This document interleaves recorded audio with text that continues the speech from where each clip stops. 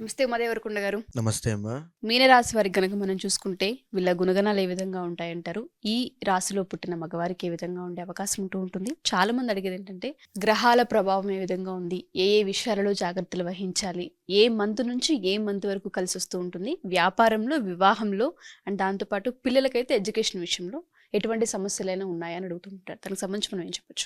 మీనరాశి అంటే పూర్వాభాద్ర, ఉత్తరాభాద్ర, రేవతి ఈ 3 నక్షత్రాలు మీనరాశిలోకి పరిగణించబడతాయి. సో, మీనరాశి అంటే ద ఒరిజినల్ 12థ్ హౌస్ అండి. మన కాలచక్రంలో 12వ రాశి మీనరాశి. సో, మనకి చేపలు కనబడుతూ ఉంటాయి. సో, ఇక్కడ మనము ఏం చూడాలి అనంటే, ఎప్పుడైతే ఒరిజినల్ 12థ్ హౌస్ ఉంటుందో ఔట్‌స్టాండింగ్ అండి. అంటే ఏం చేసినా దిగ్విజయంగా, భారీగా, హ్యూజ్‌గా ఉంటాయి. ఒకానొక స్థాయికొచ్చిన తర్వాత అన్నీ వదిలేసి వైరాగ్యంతో వెళ్ళిపోతారు. అంటే ఒరిజినల్ కాస్మిక్ రాశి ఏదైనా ఉంది అంటే మీనరాశి.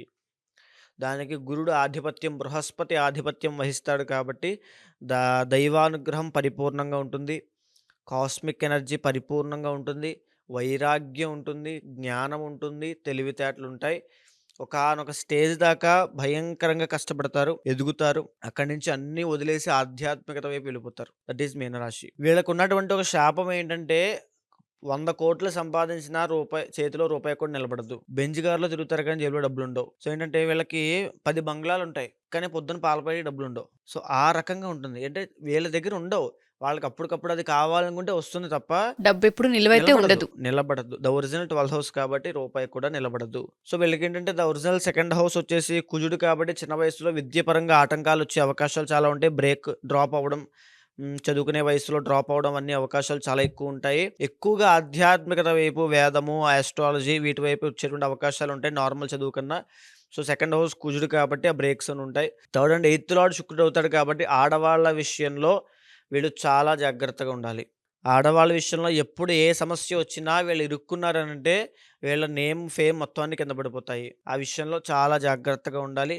పని చేసే చోట కూడా ఆడవాళ్ళతో చాలా జాగ్రత్తగా ఉండాలి. ఎందుకంటే థర్డ్ హౌస్ అంటే కొలీగ్స్ అండి. సో, అక్కడ ఎయిత్ లార్డ్ కూడా శుక్రుడు అవుతున్నాడు కాబట్టి చాలా జాగ్రత్తగా ఉండాలి. అదేవిధంగా ఫోర్త్ అండ్ సెవెంత్ లార్డ్ వచ్చేసి బుధుడు కాబట్టి సో, ఇక్కడ వైవాహిక జీవితంలో సమస్యలనేటివి ఖచ్చితంగా ఉంటాయి. మేజర్ పార్ట్ ఆఫ్ మీనరాశి వాళ్ళకి ఖచ్చితంగా 2 మ్యారేజ్ అయ్యే అవకాశాలుంటాయండి. 2 మ్యారేజ్‌లయ్యే అవకాశం ఉంటుంది. లేదా బంధురికము, మేనరికము, మరదలు వీళ్ళతో పెళ్ళయ్యేటువంటి అవకాశాలు చాలా ఎక్కువ శాతం ఉంటాయి. అదేవిధంగా పెళ్ళయిన తరువాత వీళ్ళకి ఒక రకంగా అదృష్టం కలిసొస్తుందని చెప్పొచ్చు డబ్బు పరంగా.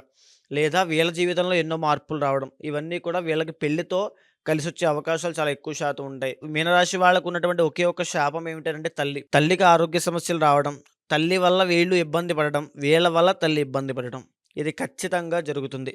కావాలంటే మీరు చెక్ చేసుకోండి. మీనరాశి వాళ్ళు ఆత్మవిమర్శ చేసుకోండి. కమెంట్ చేయండి. తల్లి వల్ల ఏదో ఒక ఇబ్బంది మీరు పడడం అంటే తల్లి మాతృమూర్తి కరెక్టే కానీ జ్యోతిష్ శాస్త్రంలో అలా ఉంటుందండి. రుణానుబంధ రూపేణ పశుపతే సుతాలయ. ఏ కారణం లేకుండా ఎవ్వరు ఎవరికీ జన్మించరు. అలా జన్మించారు మీరు బాధపడుతున్నారంటే ఎక్కడో మీకు మీ మాతృమూర్తికి ఏదో ఇబ్బందులు ఉండే ఉంటాయి. ఆ ఇబ్బంది జ్యోతిష్ చక్రం ద్వారా మీరు మీనరాశిలో జన్మించారు కాబట్టి గుర్తించవచ్చు. మీరు ఎదగాలి అనుకుంటే ఇంటిని దాటాలి ఖచ్చితంగా. ఇల్లు విడిచిపెట్టాలి, దూరంగా వెళ్ళాలి. ఎందుకంటే ఒరిజినల్ 12థ్ హౌస్ అండి. విదేశాలు, ఫారెన్ తర్వాత ఫార్ అవే ప్లేసెస్ దూర ప్రాంతాలు ఇవన్నీ కూడా 12థ్ హౌస్‌తో చూపించబడతాయి. లగ్న దశమాధిపతి ద ఒరిజినల్ ఫస్ట్ అండ్ 10థ్ లార్డ్ గురుడవుతాడు కాబట్టి ఉద్యోగం చేయడం కన్నా మీనరాశి వాళ్ళకి బిజినెస్ చాలా అద్భుతంగా ఉంటుంది. ఒక్కటి గుర్తుపెట్టుకోండి మీరు మీనరాశిలో జన్మించి ఉద్యోగం చేస్తున్నారంటే మీ కెపాసిటీ వేరే ఉంది. మీ పొటెన్షియల్ వేరే ఉంది. మీరు సాధించాల్సింది వేరే ఉంది. మీరు కావాలని మిమ్మల్ని మీరు కాంప్రమైజ్ అడ్జస్ట్ అయ్యి ఉద్యోగంతో సరిపెట్టుకోవద్దు. సో, ఉద్యోగం చేసి బానిసలా బ్రతకద్దు. మీరు చాలా క్యాపబుల్ పర్సన్. మీ తెలివితేటలు మాత్రమే వాడగలిగితే మీ శరీరాన్ని వాడాల్సిన అవసరం లేదు. మీరు బానిసలా శరీరాన్ని వాడితే మీ బుర్ర పనిచేయదు. ఇది గుర్తుపెట్టుకోండి. సో, ఖచ్చితంగా మీకు అద్భుతమైన రాజయోగం ఉంటుంది. లగ్న దశమాధిపతి గురుడవుతాడు కాబట్టి గురుడు మహా రాజయోగ కారకుడవుతాడు. మీ జాతకంలో గురుడు బాగున్నాడా మీరు అద్భుతమైన రాజయోగాన్ని అందిపుచ్చుకుంటారు. లేదా మీరక్కడే అలాగే చిన్న చిన్న ఉద్యోగం చేస్తూ బ్రతుకుతారు. ఈ విషయాన్ని బాగా గుర్తుపెట్టుకోండి. తరువాత 11థ్ అండ్ 12థ్ లార్డ్ శని అవుతాడు కాబట్టి పెద్ద పెద్ద వాళ్ళతో పరిచయాలు పెరిగే అవకాశం ఉంటుంది. మీరు ఎంత దూరం ప్రయాణం చేస్తే దూరంగా వెళ్తే మీరు ఫర్ సపోజ్ హైదరాబాద్‌లో జన్మించారనుకోండి. బెంగుళూరు అవ్వచ్చు, ఢిల్లీ అవ్వచ్చు, ఫారెన్ అవ్వచ్చు. ఎంత దూరంగా వెళ్ళాలి అనుకుంటే అంత తొందరగా సిద్ధిస్తుంది. అంత దూరంగా వెళ్ళే కొద్దీ మీ యొక్క పేరు, మీ డబ్బు, మీ పరపతి, మీ ఆర్థిక పరిస్థితి అన్నీ బావుంటాయి. దూరంగా వెళ్ళే కొద్దీ మీకు రాజయోగం అనేది పడుతుంది. మీరెప్పుడైతే పుట్టిన చోటన అలా ఆగిపోయారో, కూపస్థ మండూకం అన్నట్టుగా బావిలో కప్పలాగా అక్కడే ఉండిపోతారు. ఓకే. అది గుర్తుపెట్టుకోండి. మీకు విదేశాలు వెళ్ళేటువంటి యోగం ఉంటుంది. విదేశాల్లో ఎంజాయ్ చేసే విదేశీ యానం వేరు. విదేశాల్లో స్థిరపడేటువంటి యోగం వేరండి. సో, ఆ 2 కూడా మీనరాశి వాళ్ళకి పరిపూర్ణంగా ఉంటాయి. ఆ విషయంలో చాలా అద్భుతంగా అనుభవిస్తారు. అయితే ఇంకా జాగ్రత్తగా ఉండాల్సిందేంటంటే పెళ్లి విషయంలో వీళ్ళు చాలా జాగ్రత్తగా ఉండాలి. మెజారిటీ ఆఫ్ మీనరాశి వాళ్ళకి 2 మ్యారేజెస్ అవుతాయి. ఇందాక చెప్పాను కదమ్మా! సో, పెళ్లి చేసుకునేటప్పుడు ఖచ్చితంగా జాతకాలు చూపించుకోండి. ఇంటర్నల్ జాతకంలో 7థ్ లార్డ్ బాగుండాలి. కలత్రం బాగోలేదనంటే మీకు ఆల్రెడీ బిజినెస్ చేసే యోగం కూడా అద్భుతంగా ఉంటుంది కాబట్టి ఎందుకనంటే మీనరాశిలో రేవతి నక్షత్రం మీద శుక్రుడు ఉచ్చ స్థితిలోకి వెళ్తాడండి. ఈ మీనలోనే శుక్రుడు ఉచ్చ స్థితిలోకి వెళ్తాడు. దాని అర్థం ఏంటంటే వీళ్ళు లగ్జరీగా బ్రతికేటువంటి అవకాశాలు చాలా ఎక్కువుంటాయి. 12థ్‌లో ఎప్పుడైతే శుక్రుడు ఉచ్చస్థితి పడతాడో వైరాగ్యం కూడా వస్తుంది. ఆధ్యాత్మికత, ధార్మికత, దైవానుగ్రహము, మంత్రసిద్ధి, తరువాత కుండలిని జాగరణ, ఒక సన్యాసులు, యోగులు, సిద్ధులు, మహానుభావులు అందరూ కూడా ఈ కాస్మిక్ రాశిలో జన్మిస్తారు. ప్రవచనకర్తలు, ఉపన్యాసకులు, వాగ్ధాటి ఉన్న వాళ్ళందరూ కూడా ఉంటారు. ఎందుకంటే వైరాగ్యానికి వన్నిటికి సంబంధించింది. నార్మల్‌గా డబ్బు సంపాదించడము, ఇల్లు కట్టుకోవడం, ఈ ప్రపంచ జ్ఞానము ఇవి కాకుండా దైవ జ్ఞానము, ఆధ్యాత్మికత ప్రయాణము, ఆ ధార్మికత అవన్నీ వేరుంటాయి. ఆ రకమైన డైమెన్షన్‌లోకి వీళ్ళుండే అవకాశాలు చాలా ఎక్కువుంటాయి. ఆ డైమెన్షన్‌లో కనుక మీరుండగలిగితే మీరు అద్భుతమైనటువంటి రాజయోగం మీకు పట్టినట్టే. బికాజ్ అదే మీ ఒరిజినల్ ట్రూత్ ఆఫ్ లైఫ్ అండి. ఓకే. అది కాకుండా మీరు ఆ చిన్న ఉద్యోగం కోసం, వాటి కోసం అక్కడే ఉంటున్నారంటే మిమ్మల్ని మీరు మిస్ అవుతున్నారని అర్థం. సో, మీ జాతకంలో ఫస్ట్ ఆఫ్ ఆల్ బాగుండాల్సిన గ్రహాలు కొన్నుంటాయి. గురుగ్రహం చాలా బావుండాలి. శుక్రుడు చాలా బావుండాలి. చంద్రుడు చాలా బాగుండాలి. ఎస్పెషల్లీ తల్లికి వీళ్ళకి ఇబ్బందొచ్చేది ఉంటుంది కాబట్టి వీళ్ళు ఆ విషయంలో చాలా జాగ్రత్త వహించాలి. సో, మీనరాశి వాళ్ళకి రాబోయే రోజుల్లో అంటే ఈ 2025 సంవత్సరంలో ఎలా ఉండబోతుంది? ఈ సంవత్సరంలో శని ట్రాన్సిట్ జరగబోతోంది. గురుడు ట్రాన్సిట్ జరగబోతుంది. రాహు ట్రాన్సిట్ జరగబోతోంది. షష్టగ్రహ కూటమి పట్టబోతోంది. సో, వీటి వల్ల ఈ మీనరాశి వాళ్ళు సెకండ్ ఫేజ్ ఆఫ్ ఏలినాటి శనిలోకి ప్రారంభం కాబోతున్నారు. అంటే జన్మ శనిలోకి వెళ్ళబోతున్నారు. దీనివల్ల ఆరోగ్యపరంగా మీరు చాలా జాగ్రత్త తీసుకోవాలి. ఈ ఆరోగ్యపరమైన విషయాల్లో చాలా ఇబ్బందులొస్తాయి. ఎస్పెషల్లీ స్టమక్ సంబంధించినటువంటివి, లేదా సంతానపరమైన ఆరోగ్య సమస్యలవ్వచ్చు, లేదా మోకాళ్ళకి సంబంధించిన ఆరోగ్యపరమైన సమస్యలవ్వచ్చు, ఇంజ్యూరీస్ అవ్వచ్చు. ఈ 4 విషయాల్లో మీరు చాలా జాగ్రత్తగుండాలి. జన్మశని ఎంటర్ అయిన తర్వాత ఈ రకమైన ఇబ్బందులు, దీంతో పాటు కుటుంబంతో ఒత్తిడి, కుటుంబం దగ్గర నుంచి కుటుంబంతో కలహాలు, గొడవలు ఇవవుతాయండి ఖచ్చితంగా అవకాశం ఉంటుంది. ఆస్తులు అమ్మేసేటువంటి అవకాశం ఉంటుంది. ఇప్పటిదాకా మీరు కష్టపడి పోగు చేసిన ఆస్తులు కూడా ఏదో ఒక సిట్యుయేషన్‌లో, ఏదో ఒక దాంట్లో అమ్మేసే అవకాశాలు చాలా ఎక్కువ శాతం ఉంటాయి.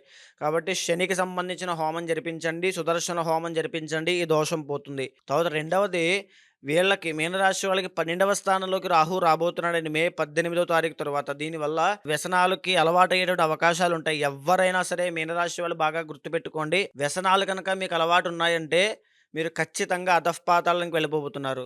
అష్ట కష్టాలు పాలవబోతున్నారు. వ్యసనాలున్నాయంటే ఇంకా మీ జీవితం స్మాష్ అయిపోయినట్టే. అది బాగా గుర్తుపెట్టుకోండి. వ్యసనాల జోలికి వెళ్ళొద్దు. బెట్టింగ్స్ అవ్వచ్చు, ఏ ఎడిక్ట్స్ ఉన్నా సరే అవన్నీ కూడా అదుపులో ఉంచుకోండి. లేకపోతే కంప్లీట్‌గా నాశనం అయిపోతారు. ఓకే. ఇకపోతే మీనరాశి వాళ్ళకి 4వ స్థానంలోకి గురుడు వెళ్ళబోతున్నాడు మే 15వ తారీఖు తరువాత. దీనివల్ల ఒక గృహయోగం ఏర్పడేటువంటి అవకాశాలుంటాయి. గృహయోగము, వాహన యోగము, భూయోగము ఈ 3 ఏర్పడేటువంటి అవకాశాలు చాలా ఎక్కువ శాతం ఉంటాయి. సో, ఏంటంటే ముఖ్యంగా జాగ్రత్తగా ఉండాల్సిన అంశం ఆరోగ్యం అండి. అదేవిధంగా వ్యసనాలు, డబ్బులు వృధా చేసుకోవద్దు. ఈ సమయం చాలా కీలకమైనది మీనరాశి వాళ్ళకి. ఎందుకనంటే మార్చి 28వ తారీఖు దగ్గర నుంచి మార్చి 30వ తారీఖు దాకా షష్టగ్రహ కూటమి అంటే 6 గ్రహాలు మీనరాశిలోనే కలవబోతున్నాయండి. ఈ మీనరాశిలో లగ్నంలో ఎప్పుడైతే కలవబోతున్నాయో ఒక బెనిఫిట్ ఉంటుంది. ఒక నెగెటివ్ థింగ్ కూడా ఉంటుంది. బెనిఫిట్ ఏమిటనంటే ఎవరైతే ఆధ్యాత్మికత వైపు ఉంటారో, ధార్మికత వైపు ఉంటారో, మంత్రసిద్ధి కోసం ప్రయత్నం చేస్తుంటారో, దైవానుగ్రహం కోసం పరితపిస్తూ ఉంటారో వాళ్ళందరికీ కూడా చాలా అద్భుతమైనటువంటి 2 రోజులవి. ఆ రోజుల్లో వీళ్ళు ఏ మంత్రం చేసినా, ఏ పరిహారము చేసినా, ఏ హోమము చేసినా అద్భుతంగా సిద్ధిస్తాయి. కుండలి, జాగరణ, మూలాధార చక్రం కూడా యాక్టివేట్ అవుతుంది. ఆ రకమైనటువంటి స్థితిలోకి వాళ్ళు వెళ్తారు. ఇంకా రెండవది మామూలుగా లౌకిక ప్రపంచంలో జీవించేటువంటి వాళ్ళకి ఆరోగ్యపరమైన తీవ్రమైన సమస్యలు రావచ్చు. వైవాహిక జీవితంలో తీవ్రమైన సమస్యలు రావచ్చు. బిజినెస్ పరంగా కష్టపడొచ్చు. బిజినెస్‌లు దివాళా తీసేయొచ్చు.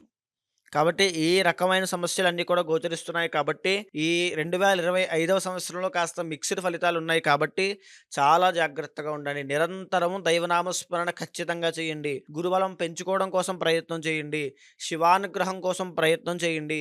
మీరు ప్రయత్నం చేస్తే దైవానుగ్రహం తొందరగా కలుగుతుంది.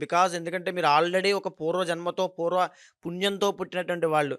ఆ పూర్వజన్మ వాసనలు, ఆధ్యాత్మికత ఆల్రెడీ మీకు అంటి ఉన్నాయి. దాన్ని తట్టి నిద్ర లేపగలిగితే దైవానుగ్రహం పరిపూర్ణంగా మీకు అందుతుంది. సో ఓవరాల్గా మీనరాశి వరకు అయితే చాలా బాగుండే అవకాశం ఉంది. సో జాతకరీత్యా ఒకసారి కలిసి ఏ విధంగా ముందుకు వెళ్తే బాగుంటుంది అన్నది, దాంతోపాటు అంతర్గత జాతకం మీద కొంత బేస్ అయి ఉంటుంది కాబట్టి ఆర్థిక విషయాల్లోనైనా, వివాహ విషయాల్లోనైనా, లేదు అంటే వ్యాపారానికి సంబంధించిన సరే కొన్ని కలయికల వల్ల కలిసి రావట్లేదని మనం చెప్తూ ఉంటుంటాం. అలా ఎవరికైనా జాతకరీత్యా బాగాలేదు అంటే మనం పరిహారపరంగా శాంతి పూజలు కావచ్చు, ఏదైతే అవ్వట్లేదు అనుకుంటున్నామో అది సిద్ధించే విధంగా కావచ్చు, మనం పూజలు చేసే అవకాశం ఉంటుంది అంటారు అమ్మగారు. ఖచ్చితంగా అండి. ఇప్పుడు నేను చెప్పినటువంటిది గోచారపరంగా మీనరాశి వాళ్ళకి రాబోయే రోజుల్లో ఎలా ఉండబోతోంది, వాళ్ళ యొక్క గుణగణాలు ఎలా ఉండబోతున్నాయి, వాళ్ళ క్యారెక్టరిస్టిక్స్ ఏంటి, వాళ్ళు ఏ ఆరోగ్య సమస్యల జాగ్రత్త తీసుకోవాలో నేను చెప్పాను. అయితే మీ ఇంటర్నల్ జాతకంలో ఉండేటువంటి పరిస్థితులు ఏమిటి, ఏ గ్రహం మీకు అనుకూలిస్తుంది, ఏ గ్రహం దోషప్రదంగా ఉంది, ఏ గ్రహ యొక్క కంట్రోల్‌లో మీరిప్పుడు ఉన్నారంటే దశ, అంతర్దశలు ఏమిటి, మీకు ఏ సమస్య ఉంది, అది తెలుసుకొని నిర్దిష్టమైనటువంటి పరిహారం ఆచరించడం వల్ల, ఆచరించిన తరువాత నేనొక మంత్రం ఇస్తాను మీకు, మీ యొక్క సమస్య బట్టి, జాతకం బట్టి. ఆ మంత్రాన్ని నేను చెప్పిన విధంగా జపం చేయండి. 48 రోజుల్లో మీకు ఆ మార్పులు కనబడతాయి. ఆ సమస్య పరిహారం అవుతుంది. డెఫినెట్గా అండి. థ్యాంక్ యూ ఉమా గారు. Thank you so much. నమస్తే అమ్మ.